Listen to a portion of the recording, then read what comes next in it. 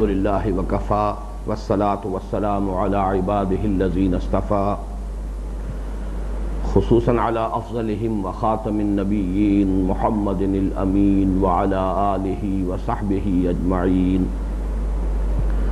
أما بعد فأعوذ بالله من الشيطان الرجيم. بسم الله الرحمن الرحيم. يا أيها الذين آمنوا قوا أنفسكم وأهليكم نارا وقودها الناس والحجارة عليها ملائكة غلاظ شداد لا يعصون الله ما أمرهم ويفعلون ما يؤمرون.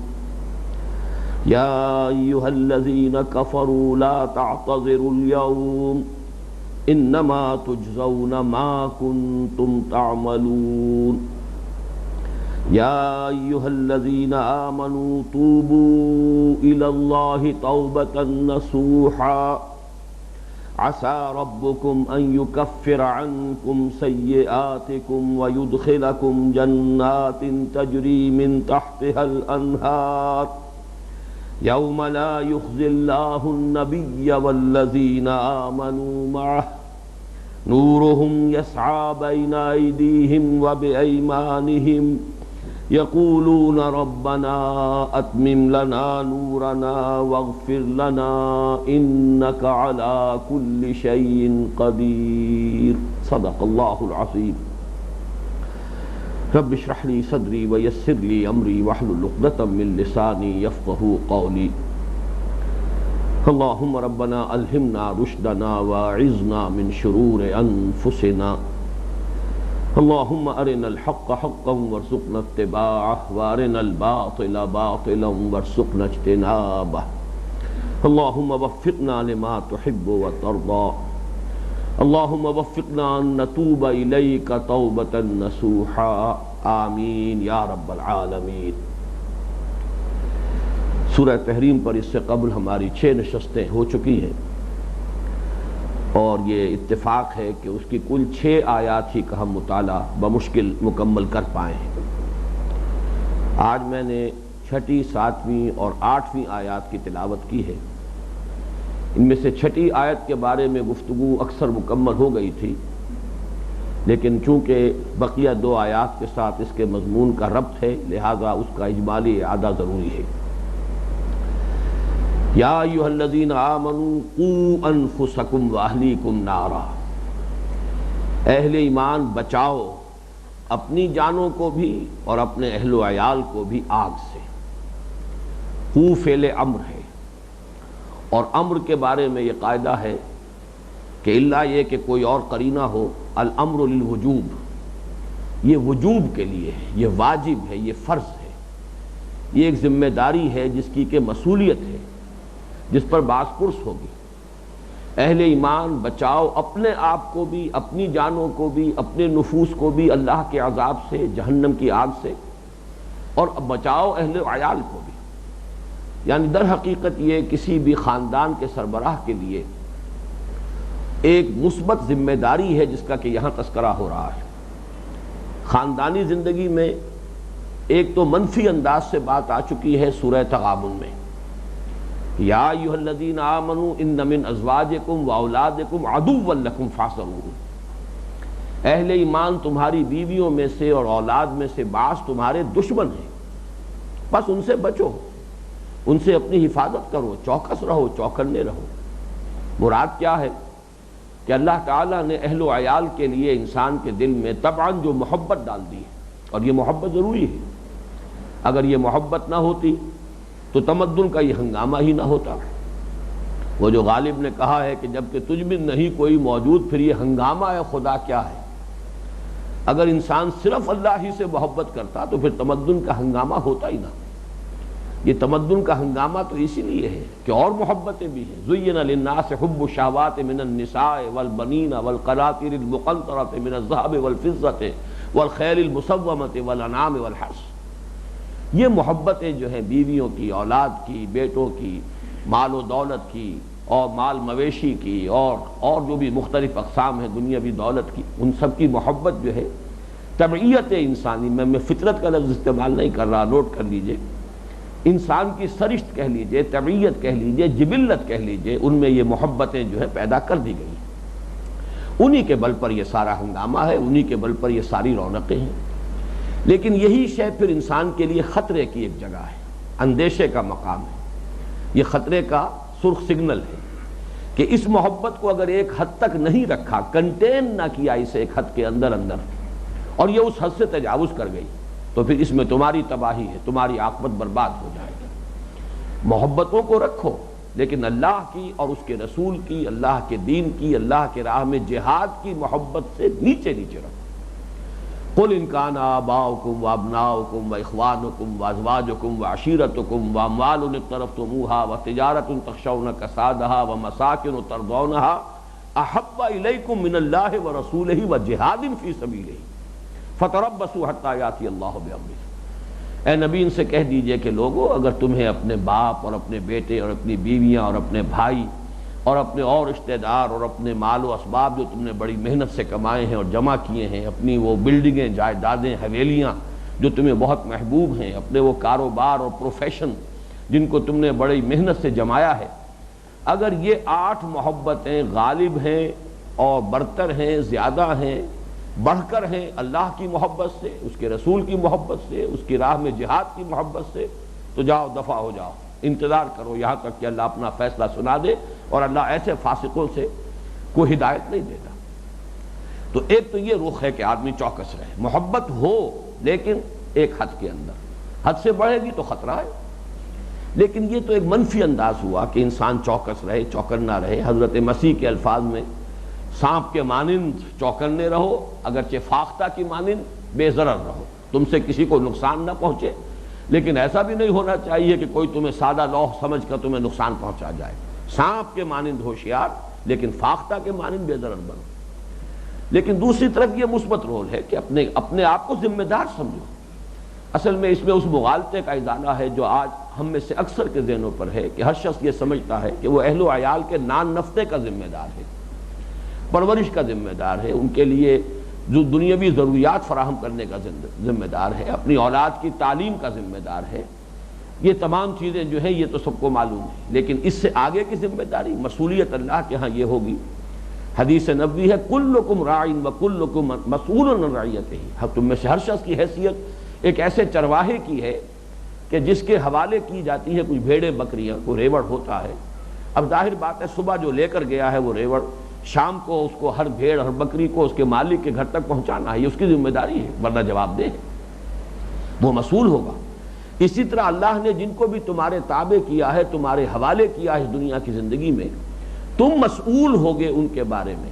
اپنی سی محنت کر گزرو ان کو تربیت کے لیے، ان کو صحیح رخ پر، ان کے جو بھی ارتقاء ہو، ان کا ذہنی فکری وہ صحیح رخ پر ہو رہا ہو، تربیت صحیح رخ پر ہو، اس میں جتنی محنت تم کر سکتے ہو کر گزرو۔ اس کے بعد بھی اگر ناکامی ہو تو ظاہر بات ہے پھر تمہاری مسئولیت نہیں ہوگی، لیکن اگر تمہاری طرف سے کوتاہی ہے تو ان کے حساب سے پہلے تمہارا محاسبہ ہو جائے۔ یہ ہے اصل میں وہ مثبت ذمہ داری کہ جو خاندان کے ہر سربراہ کو محسوس کرنی چاہیے۔ اور اس سورہ مبارکہ کا جو عمود ہے کہ رحمت، رافت، شفقت، نرمی، یہ تمام اوصاف بڑے محمود ہیں، پسندیدہ ہیں، لیکن ان کی بھی ایک حد ہے۔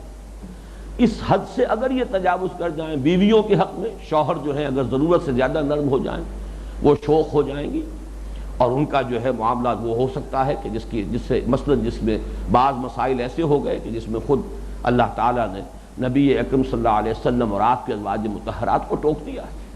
یا ایھا النبی لم تحرم ما احل اللہ لک تبتغی مرضات ازواجک، اور اے نبی کی بیویوں تم نے جو اپنے شوہر اور اللہ کے رسول صلی اللہ علیہ وسلم کے راز کو افشا کر دیا، یہ تمہاری خطا ہے۔ ان تتوبا الی اللہ فقد صغت قلوبکما وان تظاہرا علیہ، وہ پوری آیت مبارکہ ہم پڑھ چکے ہیں۔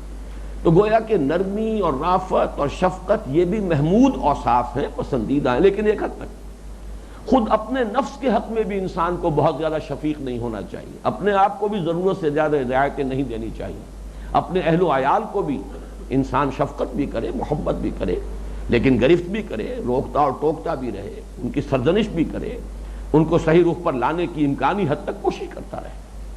یا ایھا الذین آمنوا قوا انفسکم واہلیکم نارا، وقودها الناس والحجارہ، اگر تم نے کوتاہی کی اور تمہاری کوتاہی کی وجہ سے تمہارے یہ لاڈلے اور پیارے جہنم میں جھونک دیے گئے، تو سوچو کہ گویا کہ تم نے اپنے ہاتھوں اپنے ان لاڈلوں کو اور پیاروں کو اور محبوبوں کو گویا کہ اللہ کے عذاب کے حوالے کیا، اس عذاب کے کہ جس کا ایندھن بنیں گے انسان اور پتھر۔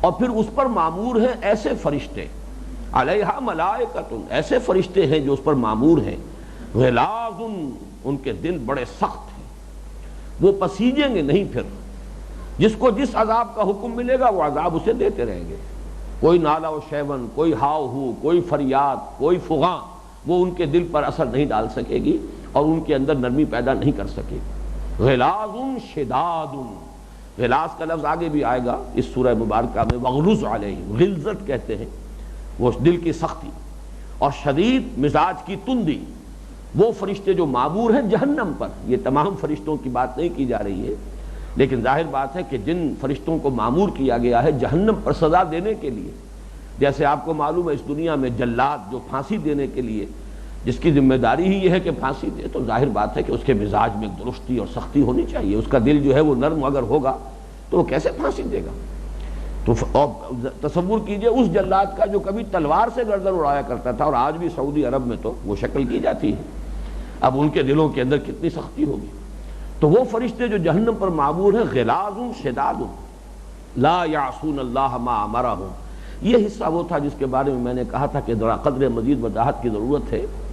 میں نے فرشتوں کے بارے میں یہ وضاحت کر دی تھی پچھلی نشست میں کہ وہ نوری مخلوق ہیں، لیکن وہ نور یہ نور نہیں جس سے ہم واقف ہیں۔ ہم جس نور کو جانتے ہیں یہ نار سے وجود میں آیا ہے۔ یہ جو آج ہماری لائٹ ہے، اس کی جو ریز ہیں سورج کی جو ہم تک پہنچ رہی ہیں، یہ تو وہاں جو بھی ایک عمل تحریک جاری ہے، بہت بڑا الاؤ ہے آگ کا، اور ایسی آگ جس کا ہم تصور نہیں کر سکتے، اس لیے کہ تو وہ ملینز اور millions of degree centigrade جو ہے وہ اس کے درجہ حرارت ہے۔ وہ جو وہاں سے روشنی آ رہی ہے اس کا مادہ جو ہے وہ تو در حقیقت آگ ہے۔ ایک نور وہ تھا جو بگ بینگ سے قبل اس کائنات میں تھا، اللہ تعالیٰ کے امر کن نے جو پہلی شکل اختیار کی ہے وہ ایک خنک نور کی تھی، ایک ٹھنڈا نور، ایسا نور جس میں حرارت نہیں تھی، وہ نور تھا خنک نور۔ اس نور سے پیدائش ہوئی ہے فرشتوں کی، اور اسی نور سے تخلیق ہوئی ہے انسانی ارواح کی۔ یہ دو مخلوقات وہ ہیں کہ جو اس نور سے پیدا کی گئی، باقی اس نار سے پیدا کیے گئے ہیں جنات۔ اور پھر جب یہ نار ٹھنڈی ہوئی ہے اور ہمارا زمین کا یہ کرہ جو ہے کرہ ارضی، یہ بھی آگ کا ایک انگارہ تھا، جیسے انگارہ جو ہے جب ٹھنڈا ہوتا ہے اس پر راکھ کی ایک تہ آ جاتی ہے، اسی طرح کی یہ تہ ہے کرسٹ آف دی ارتھ جس کو ہم کہتے ہیں، یہ مٹی اور ریت وغیرہ جو بھی کچھ ہے تو کرسٹ آف دی ارتھ ہے۔ اس کرسٹ آف ارتھ سے پھر جو تخلیق ہوئی ہے حیوانات کی، عالم نباتات کی، پھر انسان کی، تو یہ خاکی مخلوقات ہیں۔ تو یہ تین ہیں بنیادی طور پر جو مکلف مخلوق ہیں دنیا میں۔ ویسے تو چاند اور سورج اور ستارے اور گیلیکسیز یہ سب اللہ کی مخلوقات ہیں، لیکن یہ کہ جو مکلف ہیں، رسپانسبل ہیں، جن کو حکم دیا جاتا ہے اور پھر جواب دہی ہوگی، وہ تین ہیں، فرشتے ہیں اور جنات ہیں اور پھر یہ انسان ہیں۔ لیکن ان میں یہ فرق ذہن میں رکھیے کہ فرشتے ان پر اس قدر غلبہ ہے خیر کا، اور وہ چونکہ اس کائنات کے اصل حقائق سے اتنے مطلع ہیں، اتنے قریب ہیں کہ ان میں شر کا کوئی امکان نہیں ہے، معصیت کا کوئی امکان نہیں۔ لا یعصون اللہ ما امرہم، وہ نہیں معصیت کا ارتکاب کرتے اللہ کے لیے، جو بھی حکم دیتا ہے اللہ، یفعلون ما یؤمرون، وہ کرتے ہیں۔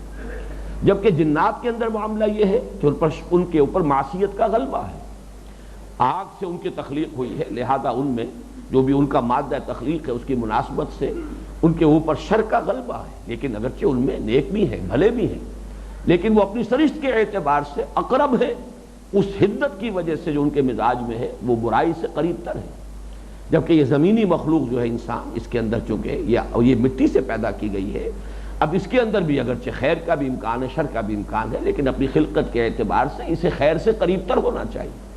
پھر اس میں وہ روح ہے جو اس کو در حقیقت اس میں ایک ڈیوائن سپارک کی حیثیت رکھتی ہے، یہ اس کا ایک گائیڈنگ پرنسپل، گویا کہ اس کے اپنے اندر جو ہے وہ انٹرنزک اس کے لیے رڈار موجود ہے جو اسے صحیح رخ کی طرف جو ہے لے کر جانے والا ہے۔ تو اس کو ذہن میں رکھیے کہ فرشتوں کے بارے میں وہ اللہ کے حکم سے سرتابی نہیں کرتے، لا یعصون اللہ ما امرہم ویفعلون ما یؤمرون۔ اس میں ذرا اختلاف ہے بعض حضرات کے نزدیک کہ آیا ان کے اندر اختیار بھی ہے یا نہیں۔ اکثر و بیشتر تو رائے ہے کہ ان میں اختیار ہے ہی نہیں، وہ مجبور محض ہے، وہ جو حکم ملتا ہے، جیسے کہ ایک مشین ہے، اس مشین کا کوئی اختیار نہیں ہے، بٹن دبا دیا گیا، وہ مشین تو اس کے مطابق حرکت کرے گی، اس کا کوئی اپنا چوائس نہیں ہے۔ لیکن یہ کہ بعض حضرات کی رائے ہے کہ ایسی بات نہیں ہے، فرشتے صاحب تشخص وجود ہیں، ان کی اپنی ایک پرسنالٹی ہے، ان کی اپنی ایک شخصیت ہے، اس اعتبار سے امکان موجود ہے، لیکن وہ کرتے نہیں، غلبہ اتنا ہے۔ اب ظاہر بات ہے ہماری نگاہوں کے سامنے اگر یہ حقائق منکشف ہو جائیں اور جنت اور دوزخ جو ہے ہماری آنکھوں کے سامنے آ جائیں تو کون ہوگا؟ بڑے سے بڑا ابو جہل بھی پھر اللہ تعالیٰ کی نافرمانی کی جرات نہیں کرے گا۔ تو وہ حقائق ان پر اس طرح روشن ہیں، اور حقائق کونیہ جو ہیں، کائنات کے اصل بنیادی حقائق، وہ ان پر اس درجے منکشف ہیں، اور وہ ان سے اس قدر قریب ہیں کہ ان پر خیر کا ایسا غلبہ ہے کہ لا یعصون، وہ معصیت نہیں کرتے، نافرمانی نہیں کرتے۔ لیکن یہ کہ بعض حضرات کے نزدیک ہے کہ نہیں کر سکتے، کرتے اور کر سکتے میں فرق ہے۔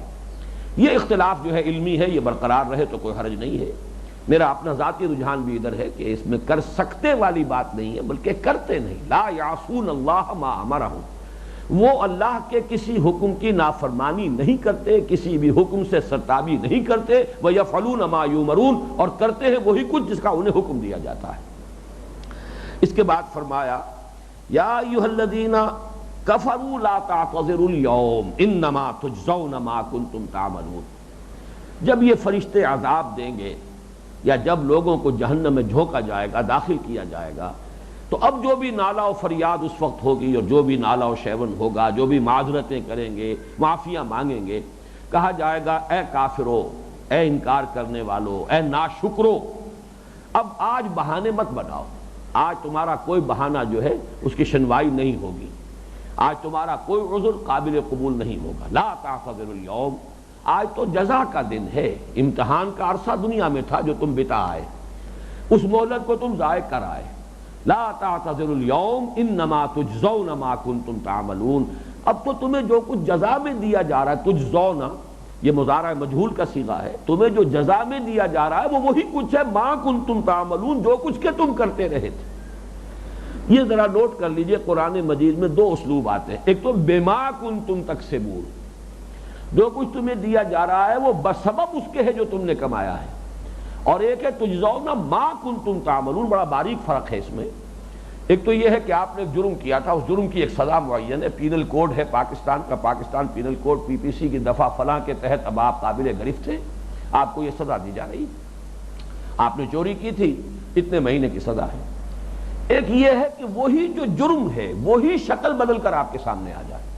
در حقیقت ہمارے یہ اعمال، چاہے وہ نیکی کے اعمال ہو اور چاہے وہ بدی کے اعمال، ان کی ایک معنوی حقیقت ہے جس کو اس وقت ہم نہیں دیکھ سکتے، ہمارے سامنے تو ان کا ظاہری جو بھی ایک محسوس صورت ہے وہ آتی ہے، لیکن ہر شے کی ایک معنوی حقیقت ہے، اور قیامت کے دن حقیقت میں وہ معنوی جو حقیقت ان کی ہے وہی سامنے آ جائے گی، تو گویا کہ وہی کچھ تمہیں بدلے میں دیا جا رہا ہے جو کچھ تم کر کے لائے، صرف یہ کہ اس کی اصل حقیقت، جیسے آپ کہیں کہ کنین کی گولی ہے لیکن شوگر کوٹڈ ہے، اس وقت تو آپ آرام سے منہ میں رکھے ہوئے اسے اور وہ میٹھی لگ رہی ہے، لیکن یہ کہ اگر کچھ دیر تک آپ منہ میں رکھیں گے تو ظاہر ہو جائے گی کہ اس کے اندر جو تلخی ہے، کڑواہٹ ہے، وہ اپنے آپ کو ظاہر کر دے گی۔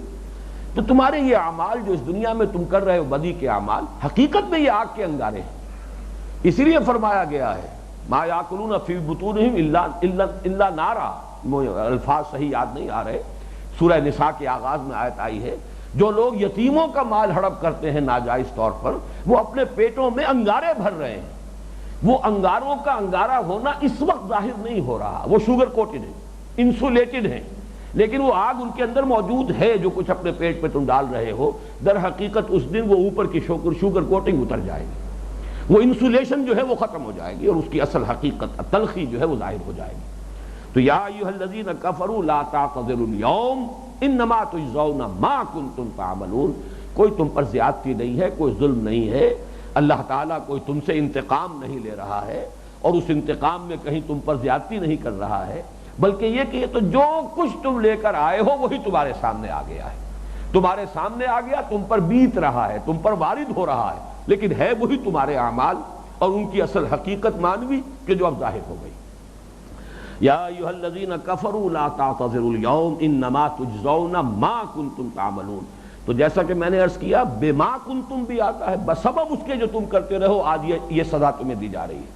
لیکن زیادہ بلاغت، اور آج میں دیکھ رہا تھا المعجم المفہرس میں کہ یہ اسلوب قرآن میں زیادہ آیا ہے، تجزون ما کنتم تعملون. اصل میں تو جو کچھ تم کرتے رہے تھے وہی ہے جو تم پر وارد ہو گیا ہے، اسی کی اصل حقیقت جو ہے ظاہر ہو گئی ہے. اب اس کے بعد فرمایا یا ایھا الذین آمنوا توبوا الی اللہ توبۃ نصوحا. ابھی میں عرض کر رہا تھا نا کہ قیامت کے دن کہا جائے گا کہ وہ جو مہلت عمل تھی وہ تو دنیا میں تھی، ختم ہو چکی. اب یہاں گویا کہ فوراً متوجہ کیا جا رہا ہے کہ لوگوں ہوش میں آؤ، ابھی وہ مہلت ہے، ابھی جاگ جاؤ. ابھی جب تک موت کا وقت نہیں آ جاتا، وہ حدیثیں میں آپ کو سنا چکا ہوں، ما لم یغرغر، جب تک کہ نزع کے آثار شروع نہ ہو جائیں اور یہاں گھنگرو بولنے نہ لگے، اس وقت تک توبہ کا دروازہ کھلا ہوا ہے، تلافی معافات ہو سکتی ہے. وہ حدیث بھی سنا چکا ہوں کہ ایک شخص 99 قتل کر چکا تھا اور اس نے جو ہے ایک اور راہب سے جا کر پوچھا کہ میرے لیے توبہ کی کوئی گنجائش ہے یا نہیں. اس نے کہہ دیا نہیں، اب کوئی موقع نہیں ہے توبہ کا. اس نے اس کو بھی قتل کیا کہ جہاں 99 تھے وہاں 100 سے جو سزا ملنی ہے اس میں اور کتنا اضافہ ہو جائے. تو واقعہ یہ ہے کہ اس سے نا امید نہیں ہونا چاہیے، بلکہ یہ کہ توبہ کا دروازہ کھلا ہے. باز آ ہر چے ہستی باز آ، در کافر و گبر و بت پرستی باز آ، این درگاہ ماں درگاہ نومیدی نیست، 100 بار اگر توبہ شکستی باز آ. یہ جو درگاہ خداوندی ہے یہ نومیدی کی درگاہ نہیں ہے. ہاں جب قیامت کے آثار شروع ہو جائیں گے اس وقت توبہ کا دروازہ بند ہو جائے گا. اسی طرح ہر فرد کی جو انفرادی قیامت صغریٰ ہے، من مات فقط قامت قیامتہ، جو مر گیا اس کی قیامت تو ہو گئی، اور قیامت کون سی ہوگی؟ کیا خوب قیامت کا بھی ہوگا کوئی دن، اور اصل دن تو یہی ہے، اس لیے کہ مہلت عمل ختم ہو چکی. اس پہلو سے یہ قیامت صغریٰ جو ہے جب اس کے آثار شروع ہو جاتے ہیں تو تبھی توبہ کا دروازہ بند ہو جاتا ہے. لیکن جب تک یہ مہلت ہے اسے غنیمت سمجھو. یا ایھا الذین آمنوا توبوا الی اللہ توبۃ نصوحا، اہل ایمان رجوع کرو، پلٹو، توبہ کرو اللہ کی راہ، اللہ کی جناب میں، توبۃ نصوحا. لیکن یہ توبہ خالص توبہ ہونی چاہیے، خلوص اور اخلاص کے ساتھ، تہہ دل سے. یہ نون صاد اور ہا کا مادہ جو آتا ہے عربی زبان میں یہ خلوص کے لیے، کسی شے کا خالص ہونا. العسل الناصح کہا جائے گا اس شہد کو جس کو خوب صاف کر لیا گیا ہو، جالا نکل گیا ہو، موم نکال دیا گیا، جھاگ دور ہو گیا، بالکل اب وہ عسل المصفى جس کو کہا جائے صاف ہو گیا ہے، اسی کے لیے العسل الناصح بھی کہا جائے. تو اس سے یہ لفظ جب آگے بڑھا ہے، اور وہ حدیث مبارک بڑی اہم ہے، الدین والنصیحہ، دین تو نام ہے خلوص کا. اب اس خلوص کی شکلیں کیا ہوگی؟ قیل لمن یا رسول اللہ، پوچھا گیا اے اللہ کے رسول یہ بتائیے یہ خلوص کس کے ساتھ؟ فرمایا للہ ولکتابہ ولرسولہ ولائمۃ المسلمین وعامتہ. اللہ کے ساتھ خلوص یعنی وفاداری اور اخلاص.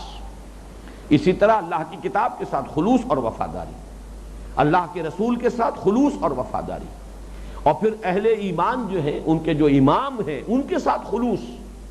تنقید ہو تو خلوص سے، ان کی اصلاح کی نیت سے ہو، انہیں کنڈم کرنے کے لیے نہ ہو جو آج کل کی سیاست کا مزاج ہے کہ در حقیقت وہ ساری تنقیدیں جو ہوتی ہیں وہ کنڈم کرنے کے لیے ہوتی ہیں، وہ صرف ان کو لوگوں کی نگاہوں سے گرانے کے لیے. اس لیے کہ آج کی جنگ جو ہے وہ تو جنگ اقتدار ہے، آج کی سیاست کا نام ہی ہے کہ وہ اقتدار کی کشاکش ہے.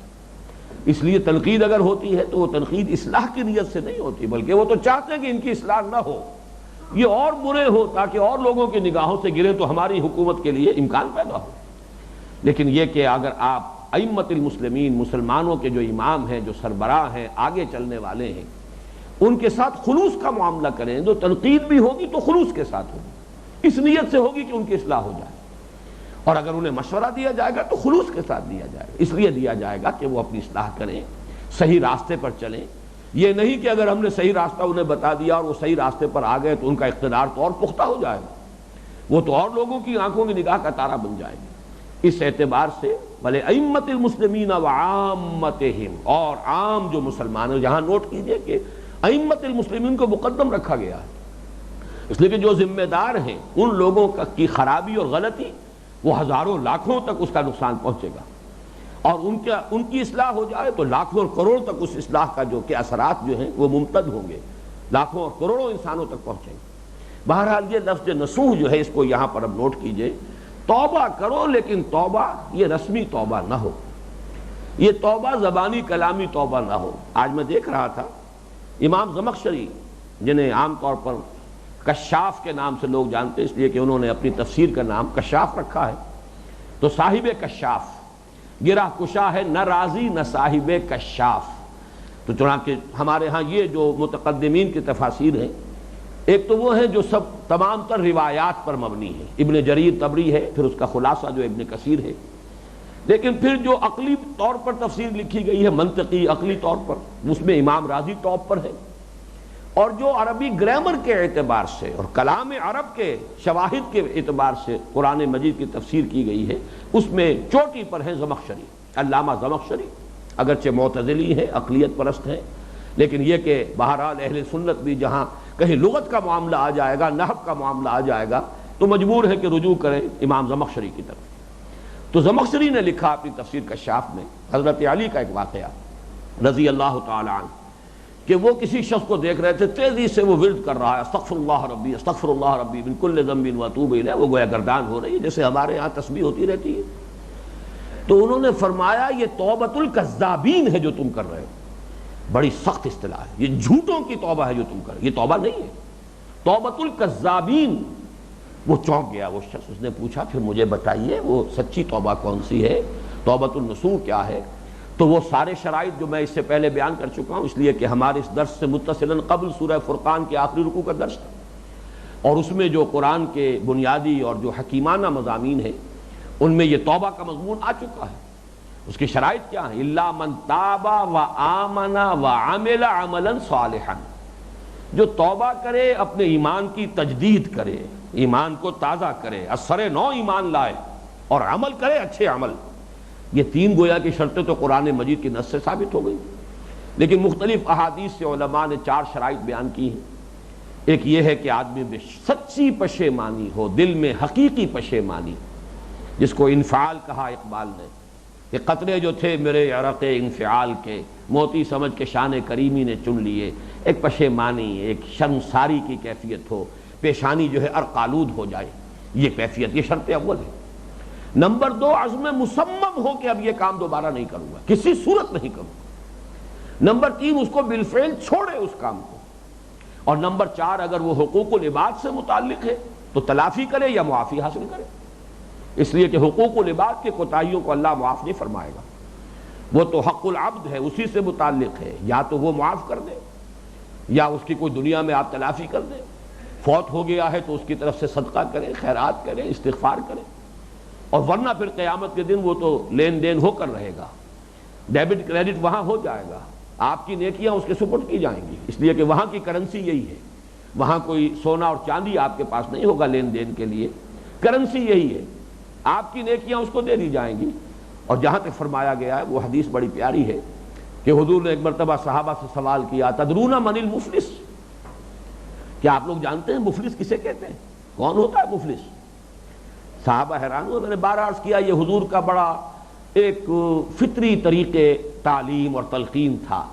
پہلے سوال کیا، اور سوال ایسے انداز سے کیا کہ لوگ چونک جائیں کہ یہ آپ نے کیا پوچھا ہے، مفلس ہر شخص جانتا ہے، جس کے پاس پیسہ نہ ہو، دولت نہ ہو، مفلس ہے۔ اتدرون من المفلس؟ جواب دیا المفلس عندنا من لا درہم لہ ولا دینار، حضور ہمارے نزدیک تو مفلس وہی ہے جس کے پاس درہم و دینار نہیں ہے، روپیہ پیسہ نہیں ہے، دولت نہیں ہے، سونا چاندی نہیں۔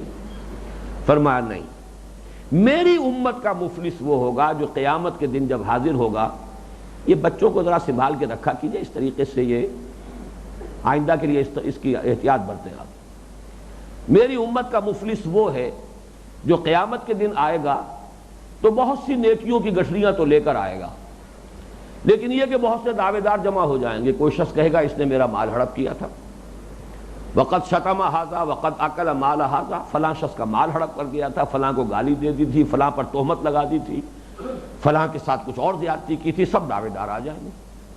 کسی کو اس کی نمازیں دے دی جائیں گی، کسی کو اس کو روزے دے دیے جائیں گے، کسی کو کچھ اور نیک اعمال دے دیے جائیں گے، یہاں تک کہ اس کی نیکیاں تو ختم ہو جائیں گی، لیکن دعوے دار باقی ہوں گے۔ پھر ان کے بد اعمال، ان کی برائیاں، ان کے جرائم، ان کی معصیتوں کی گٹھڑیاں جو ہیں اب اس کے پیٹھ پر لدنی شروع ہوں گی۔ یہاں تک کہ وہ ان کی معاصی کے بوجھ تلے دب کر جہنم میں جھونک دیا جائے گا۔ یہ ہے مفلس میری امت۔ تو یہ تو 4 شرائط ہوئی کہ جو عام طور پر بیان ہوتی ہیں، لیکن وہاں حضرت علی رضی اللہ تعالیٰ عنہ نے ایک اضافی شرط بیان کی کہ توبہ کے سچے ہونے اور صادق ہونے کی ایک دلیل اور اس کا ایک ثبوت یہ ہوگا کہ اب تم اپنے نفس کو اللہ کی اطاعت میں اسی طرح گھلاؤ جیسے کہ وہ معصیت میں لطف لیتا رہا ہے۔ جب تک یہ علاج نہیں کرو گے اس کا، در حقیقت توبہ کا حق ادا نہیں ہوگا۔ تمہارے اس نفس نے بڑی لذتیں لی ہیں، بہت اس نے مزے اڑائے ہیں اس معصیت میں، اب ذرا اس کو سزا بھی دو، اس کا مزہ چکھاؤ، اس کو گھلاؤ اب اس طاعت میں، نیکی میں، عبادات میں، خیر میں۔ تو یہ حضرت علی کی طرف سے یہ اضافی بات ہے کہ جو اس روایت میں آئی ہے جو امام زمخشری لائے ہیں کشاف میں۔ تو نوٹ کیجئے کہ توبوا الی اللہ توبۃ نصوحا، اور یہاں میں نے جیسا کہ عرض کیا تھا کہ اس سورہ مبارکہ کا عمود کیا ہے یہ ہم پہلے معین کر چکے ہیں۔ نرمی مطلوب ہے، پسندیدہ ہے ایک حد تک تو نرمی جو ہے تربیت کے لیے بھی ضروری ہے۔ اگر آپ سختی میں بھی زیادہ ہو جائیں گے تو تربیت کا حق ادا نہیں ہوگا، بلکہ ایک ریئیکشن اور ایک بغاوت، ایک ریوولٹ پیدا ہونے کا اندیشہ ہے۔ بڑا مشکل ہے اصل میں، یہ اعتدال کا معاملہ آسان نہیں ہے۔ یہ وہی بات ہے جو بارہا میں نے عرض کی ہے کہ اس دنیا میں بھی انسان پل صراط پر سے گزر رہا ہے۔ وہ پل صراط جو ہے جس کا ذکر اگلی آیت میں آئے گا، اسی آیت میں آئے گا آگے چل کر، وہ پل صراط جسے ہم کہتے ہیں محاورے میں اور عرف عام میں کہ بال سے زیادہ باریک اور تلوار کی دھار سے زیادہ تیز ہے، اس پر سے گزرنا ہوگا، جو گزر جائے گا وہی جنت میں داخل ہوگا۔ تو واقعہ یہ کہ اس دنیا میں بھی مختلف اعتبارات سے ہم پل صراط پر ہیں۔ ذرا ادھر جھکتے ہیں، ذرا سختی زیادہ ہو گئی تو اولاد میں ریوولٹ ہو گئی، رد عمل ہو گیا، بغاوت ہو گئی، ذرا نرمی زیادہ ہو گئی، لاڈ پیار زیادہ ہو گیا، وہ اس کی وجہ سے بگڑ گئی۔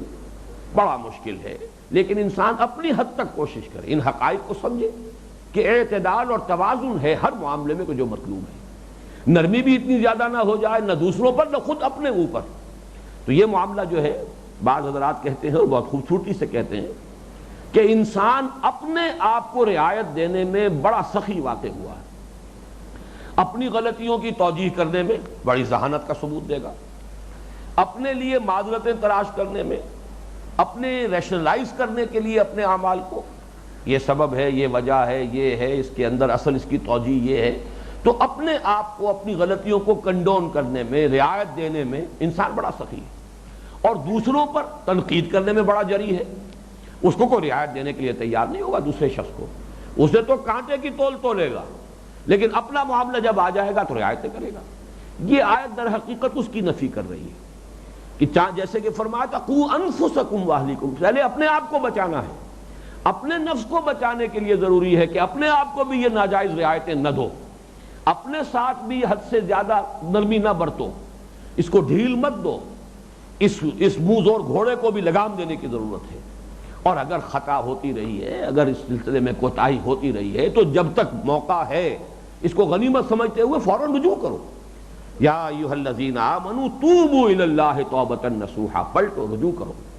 اب ظاہر بات ہے جیسے کہ میں نے جو گزشتہ درس تھا اس میں عرض کیا تھا کہ ازواج مطہرات کے ذکر میں جو صفات آئی تھی تو اس میں تائبات درمیان میں لایا گیا لفظ۔ یہ توبہ جو ہے یہ کوئی ایک مرتبہ کرنے کا کام نہیں، یہ تو مسلسل عمل ہے، خود احتسابی، کنٹینیوس ایک ہونا چاہیے عمل۔ ہر وقت انسان اپنا جائزہ لے، ہر رات کو سونے سے پہلے، اس سے پہلے کہ آنکھ بند ہو اور نیند آ جائے، نیند کا غلبہ ہو جائے، آدمی اپنا جائزہ لے لے، آج میں نے کیا کچھ کیا ہے، کیا کوتاہیاں ہوئی ہیں، کیا خطائیں ہوئی ہیں، اپنا حساب کتاب کر کے بیلنس شیٹ جو ہے اس کا اندازہ کر کے پھر سوئے۔ اور احتساب نفس جو ہے یہ تسلسل کے ساتھ ہوتا رہے، خطاؤں کا جو ہے انسان اپنا ادراک کرے، اعتراف کرے، اور پھر یہ کہ اس کے لیے توبہ مسلسل جاری رکھے۔ تو اس لیے فرمایا ہے کہ قوا انفسکم واہلیکم نارا، اور توبوا الی اللہ توبۃ نصوحا، پلٹو، رجوع کرو، لوٹو، توبہ کرو اللہ کی جناب میں، لیکن خلوص کے ساتھ، اخلاص کے ساتھ۔ یہ توبۃ الکذابین نہ ہو حضرت علی رضی اللہ تعالیٰ عنہ کے الفاظ کے مطابق، بلکہ یہ توبۃ النصوح ہو، پاک صاف خلوص کے ساتھ، تہ دل سے۔ عسیٰ ربکم ان یکفر عنکم سیئاتکم، ہو سکتا ہے، امید ہے، توقع کی جا سکتی ہے، یہاں پہ یقین نہیں دلایا، اس لیے کہ انسان کے اوپر ایک خوف کا غلبہ اس اعتبار سے رہنا چاہیے، ما بین الخوف والرجاء، خوف بھی برقرار رہے، امید بھی برقرار رہے۔ اگر خوف بالکل ختم ہو جائے گا تو بھی بگٹٹ ہو جائے گا، تو بھی اس کی لگام ڈھیلی پڑ جائے گی۔ تو عسیٰ کہا ہے، امید رکھو، اگر تم توبہ کرو گے، عسیٰ ربکم ان یکفر عنکم سیئاتکم، تو تمہارا رب دور کر دے گا تم سے تمہاری برائیوں کو۔ یہ سورہ تغابن میں آ چکا ہے۔ تکفیر سیئات کے معنی کیا ہے؟ نامہ اعمال سے بھی برائیوں کے دھبے دھو دیے جائیں گے، اور دامن کردار پر بھی جو برے داغ ہیں ان کو صاف کر دیا جائے گا۔ یہ گویا کہ تکفیر دور کرنا، ہٹا دینا، چھپا دینا، دبا دینا، اس کے آثار کو زائل کر دینا، اس کے اثرات کو معدوم کر دینا۔ عسیٰ ربکم ان یکفر عنکم سیئاتکم ویدخلکم جنات تجری من تحتہا الانہار، اور داخل کرے گا تمہیں ان باغات میں جن کے نیچے یا جن کے دامن میں ندیاں بہتی ہوں گی۔ یوم لا یخزی اللہ النبی والذین آمنوا معہ، جس دن کہ اللہ رسوا نہیں کرے گا اپنے نبی کو اور ان کو جو اس کے ساتھ ایمان لائے، یعنی اس روز سب کے لیے رسوائی ہے سوائے ان لوگوں کے کہ جو اہل ایمان ہے، اور نبی تو ظاہر بات ہے کہ ہم اہل ایمان میں ان کے جو ہیں گل سرسبد ہیں، ان کے سر خیل ہیں، ان کے سردار ہیں، اول المومنین ہیں۔ آمن الرسول بما انزل الیہ من ربہ والمومنون، سب سے پہلے ایمان لانے والے تو نبی ہیں صلی اللہ علیہ وسلم۔ تو اس روز در حقیقت اشارہ کیا جا رہا ہے کہ جن لوگوں نے اپنے اخلاق پر یہاں اور اپنے اصل کردار پر پردے ڈالے ہوئے خوشنما تقویٰ کے لبادے پہنے ہوئے ہیں، اور لیکن یہ کہ اندر سے کردار ان کا گھناؤنا ہے، اس روز پردہ دری ہو جائے گی، اس روز حقیقت منکشف ہو جائے گی۔ اس روز جو ہے یوم تبلی السرائر فما لہ من قوۃ ولا ناصر، اس روز تو جو چھپی ہوئی چیزیں ہیں وہ جانچ لی جائیں گی۔ وحصل ما فی الصدور، اور جو کچھ سینوں کے اندر چھپا ہوا ہے وہ بھی نکال لیا جائے گا۔ تمہارے ارادے، تمہارے عزائم، تمہاری امنگیں، تمہاری نیتیں سب کھول کر سامنے لے آئی جائے گی۔ تو کتنی بڑی رسوائی ہوگی۔ لا تخزنا یوم القیامہ، یہ الفاظ اس دعا میں بھی آئے ہیں جو سورہ آل عمران کے آخری آیات کا جو درس ہے ہمارا حصہ دوم میں، ایمان کے مباحث میں، لا تخزنا یوم القیامہ، پروردگار قیامت کے دن کی رسوائی سے بچائیے۔ اللہم اجرنا من خزی الدنیا والآخرہ، اے اللہ ہمیں اس دنیا کی رسوائی سے بھی بچا اور آخرت کی رسوائی سے بھی بچا۔ اور ظاہر بات ہے کہ آخرت کی رسوائی تو بہت بڑی رسوائی ہے۔ دنیا میں تو رسوائی جو ہے وہ عارضی رسوائی ہے اگر ہو بھی جائے، لیکن یہ ہے کہ آخرت کی رسوائی وہ بہت بڑی رسوائی ہے۔ تو فرمایا یوم لا یخزی اللہ النبی والذین آمنوا معہ نورہم یسعی بین ایدیہم وبایمانہم۔ ایک بات تو یہ نوٹ کر لیجئے کہ یہ مضمون جو ہے کہ ان کا نور دوڑتا ہوگا ان کے آگے اور ان کے داہنی جانب، ان کے سامنے اور ان کے داہنی جانب۔ یہ الفاظ سورہ حدید میں بھی آئے ہیں۔ سورہ حدید ان مدنی صورتوں میں، یہ جو گروپ ہے 10 مدنی صورتوں کا جو گلدستہ ہے قرآن حکیم میں، اور جن میں المسبحات جو ہیں وہ بڑی امتیازی اہمیت کی حامل ہے۔ پہلی سورت سورہ حدید ہے اور آخری یہ سورہ تحریم ہے، اگرچہ مسبحات میں سے آخری سورہ تغابن ہے، لیکن جو مدنی صورتوں کا یہ 10 کا گروپ ہے اس میں سے پہلی جو ہے سورہ حدید اور آخری سورہ تحریم، اور یہ مضمون مشترک ہے اول و آخر میں۔ جیسے کہ یہاں فرمایا ہے نورہم یسعی بین ایدیہم وبایمانہم، یہ نور کون سا ہوگا؟ چونکہ آج ہی میں واضح کر چکا ہوں کہ انما تجزون ما کنتم تعملون۔ جب اہل جہنم سے یہ کہا جائے گا کہ جو سزائیں تمہیں مل رہی ہیں یہ تمہارے اپنے اعمال ہیں، صرف یہ کہ دنیا میں یہ شوگر کوٹڈ تھے، انسولیٹڈ تھے، آج ان کی حقیقت سامنے آ گئی۔ اسی طرح دنیا میں ایمان اور اعمال صالحہ بھی در حقیقت ایک نور کے حامل ہیں۔ ایمان ایک نور ہے، قلب کے اندر نور ہے، یہ جیسے کہ ہم سورہ نور کی وہ آیات نور پڑھ چکے ہیں، کمشکات فیہا مصباح المصباح فی زجاجہ، یہ نور ہے۔ تو یہ جو نور ہے یہ یہاں تو نظر نہیں آ رہا، قیامت کے دن یہ ظاہر ہو جائے گا۔ اسی طرح ہر نیکی جو ہے، ہر عمل صالح یہ نورانی ہے، اس میں ایک نور ہے، یہاں تو نظر نہیں آ رہا، قیامت میں وہی ظاہر ہو جائے گا۔ تو جب وہ نور ظاہر ہوگا ایمان کا، جس کا محل جو ہے وہ قلب ہے، اس کی روشنی آگے پڑے گی، اور جو داہنی ہاتھ جو ہے یہ کاسب اعمال ہے، اسی لیے بے ایمانہم دونوں جگہ پر یہی ہے، نورہم یسعی بین ایدیہم و بایمانہم۔ ان کا نور دوڑتا ہوا ہوگا ان کے سامنے اور ان کے داہنی جانب. داہنی جانب اس لیے کہ داہنا ہاتھ جو ہے یہ کاسب اعمال ہے، نیکیوں کا، بھلے کاموں کے لیے کمانے والے ہاتھ جو ہمارے ہاں شریعت میں بھی رکھ دیے گئے. ویسے تو یہ کہ بہت سی نیکیاں دونوں ہاتھوں سے کمائی جاتی ہیں، لیکن یہ کہ یہ تفریق کی گئی ہے کہ کچھ اور کاموں کے لیے بایاں ہاتھ جو ہے مختص کر دیا گیا ہے، اور اچھے کاموں کے لیے، خیر کے کاموں کے لیے داہنا ہاتھ جو ہے اسے خصوصی طور پر جو ہے نمایاں کیا گیا ہے. تو اعمال صالحہ کی روشنی، اس کا نور یہ داہنی طرف ظاہر ہوگا، اور جو ایمان کا نور ہے وہ سامنے کی طرف ظاہر ہوگا اور یہ دوڑتا ہوا ہوگا. اس میں جو اصل نقشہ کھینچا گیا ہے وہ وہی میدان حشر کے پل صراط کا ہے.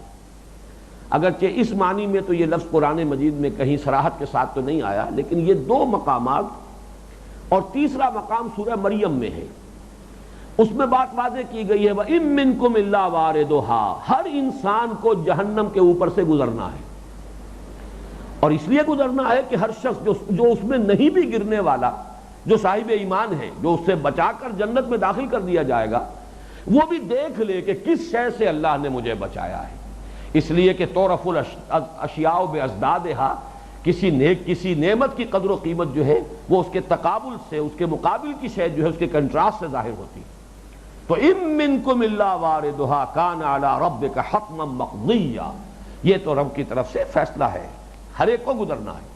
تو تصور سے ہی ہم دیکھ سکتے ہیں اس وقت کہ یہ کوئی میدان حشر میں کوئی ایسی ایک مرحلہ ہے، ایک منزل ایسی بھی ہے اس کی کہ جو مسلمان دنیا میں کہلاتے ہیں، کافروں کو نہیں گزارا جائے گا اس پر سے، اس پل صراط پر سے وہی گزارے جائیں گے جو دنیا میں مسلمان سمجھے جاتے تھے. لیکن گویا کہ یہ ایک چھلنی ہے جو لگے گی وہاں، کہ جب اس پل کے اوپر سے گزریں گے اور گھپ اندھیرا ہوگا، بڑا تنگ راستہ، اور وہ جہنم کے اوپر ہے، اس وقت روشنی ظاہر ہوگی اہل ایمان کے، ایمان کی روشنی ان کے آگے آگے، ان کے داہنی طرف ان کے اعمال صالحہ کی روشنی، اور وہ اس روشنی میں وہ راستہ طے کر جائیں گے.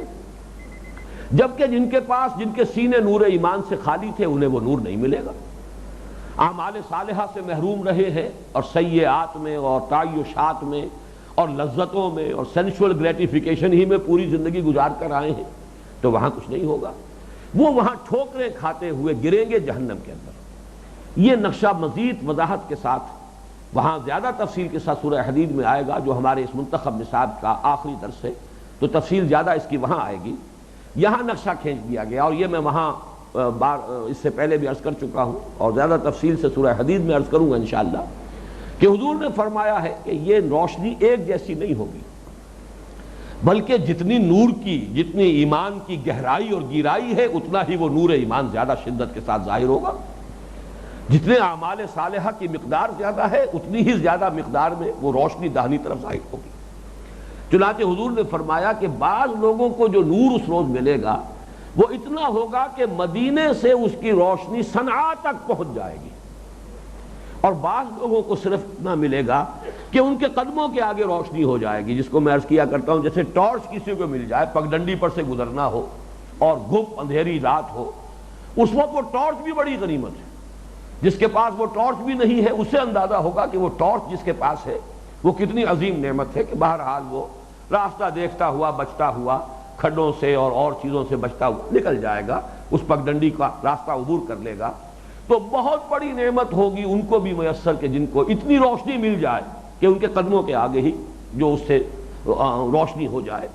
اس اعتبار سے لیکن یہ کہ اب آپ غور کیجئے حضرت ابوبکر صدیق کو کتنی روشنی ملے گی، ان کا نور ایمان، ان کے نور اعمال صالحہ کی کیا مقدار ہوگی، خود محمد الرسول اللہ صلی اللہ علیہ وسلم کے نور کی کیا کیفیت ہوگی جو اس کو ظاہر ہوگا.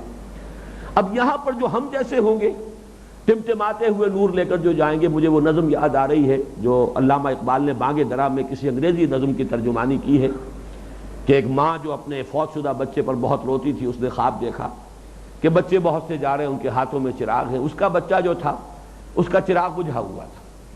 تو وہ نظم کا یہ مضمون ہے، تیرے آنسوؤں نے بجھایا اسے.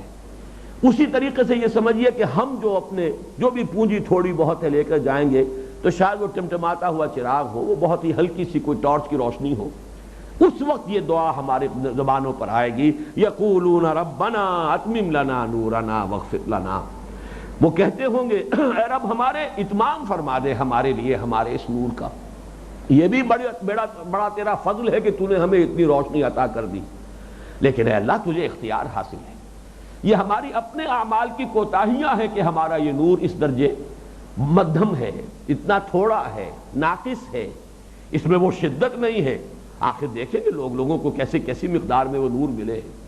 تو بہرحال یہ دعا جو ہے جو اس وقت کرنی ہے، آج بھی ہمیں کرتے رہنا چاہیے، اور اس میں جتنی بھی تلافی کا موقع مل رہا ہے اب اپنے اس نور کو بڑھانا چاہیے، نور ایمان کو بھی اور نور اعمال صالحہ کو بھی۔ بہرحال اس وقت یہ ان کی زبان پر الفاظ ہوں گے، ربنا اتمم لنا نورنا واغفر لنا، اے رب ہمارے کامل فرما دے ہمارے اس نور کو، اور ہمیں بخش دے، معاف فرما دے، مغفرت فرما دے، خطاؤں سے درگزر فرما دے۔ ہمارے ان خطاؤں ہی نے تو اس نور کو مدھم رکھا ہے، ہمارے ان گناہوں اور بدعملیوں کی وجہ ہی سے تو ہمارا یہ نور جو ہے اتنا ناقص ہے۔ اگر تو اس کی تلافی فرما دے اپنے فضل سے، اپنے کرم سے، اور اتمام فرما دے ہمارے نور کا، انک علی کل شیء قدیر، تو تجھے اس کا اختیار حاصل ہے، تجھے اس کی قدرت حاصل ہے، تجھے اس کا اختیار حاصل ہے۔ اس اعتبار سے یہ نقشہ ہے کہ جو اہل ایمان کا اس آیت میں کھینچا گیا ہے۔ اللہ تعالی ہمیں توفیق دے کہ جو بھی مہلت عمل مل رہی ہے اس میں خلوص دل کے ساتھ اللہ کی جناب میں توبہ کریں۔ بارک اللہ لی ولکم فی القرآن العظیم ونفعنی وإیاکم بالآیات والذکر الحکیم۔